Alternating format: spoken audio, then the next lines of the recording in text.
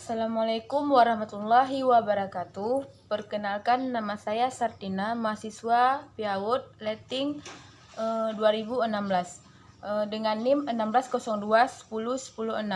Baiklah, di sini saya akan menjelaskan apa yang dimaksud dengan PAUD. PAUD adalah suatu upaya pembinaan yang ditujukan kepada anak sejak lahir sampai dengan usia 6 tahun, yang dilakukan melalui pemberian rangsangan. Pendidikan membantu pertumbuhan dan perkembangan jasmani dan rohani, agar anak memiliki kesiapan dalam memasuki pendidikan yang lebih lanjut. Yang kedua adalah kelompok belajar PAUD. Ada 4 kelompok belajar PAUD. Yang pertama ada PAUD, yang kedua TK, dan yang ketiga KB, yang keempat TPA. Yang ketiga saya akan menjelaskan pendidikan informal, formal, dan non-formal. Baiklah, saya di sini akan menjelaskan tentang informal.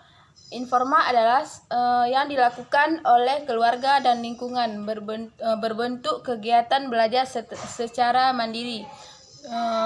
Yang kedua adalah formal. Formal merupakan saluran pendidikan yang diselenggarakan pada salur pendidikan yang distruktur dan sangat jelas.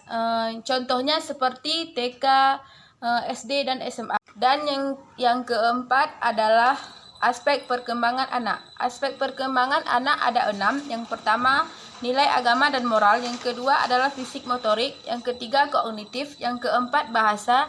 Dan yang kelima, sosial emosional. Dan yang keenam, seni.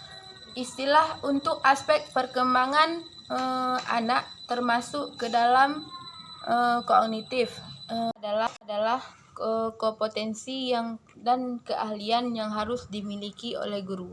Ada 4 kompetensi yang harus dimiliki oleh guru. Yang pertama adalah kompetensi pedagogik.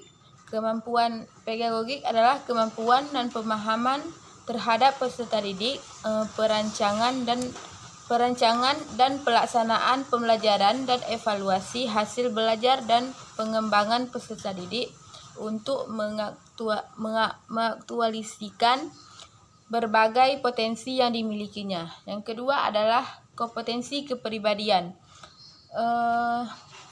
Kemampuan personal yang mencerminkan kepribadian yang mantap dan stabil. Yang ketiga adalah kompetensi yang selanjutnya adalah kompetensi profesional. Pengasahan materi pelayanan secara luas dan mendalam yang mencakup penguasaan materi kurikulum mata pelajaran di sekolah. Yang selanjutnya adalah kompetensi sosial. Kemampuan guru berkomunikasi dan bergaul secara efektif dengan peserta didik, tenaga pendidik, orang tua dan wali, peserta didik, dan masyarakat anak usia 0 sampai 2 tahun menurut Erikson. Tahap yang pertama adalah kepercayaan dan tahapan yang pertama adalah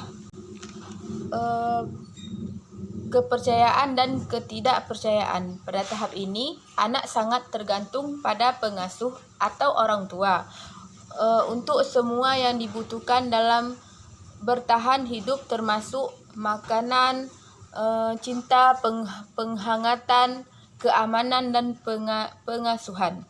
Ada yang kedua, tahap 2 adalah kemandirian. Yang selanjutnya adalah bagaimana perkembangan moral AUD. Perkembangan moral AUD, proses interaksi, norma-norma masyarakat, dan kematangan organik biologik. Seseorang telah mengembangkan aspek moral bila telah menginternalisasikan aturan-aturan yang sudah ada.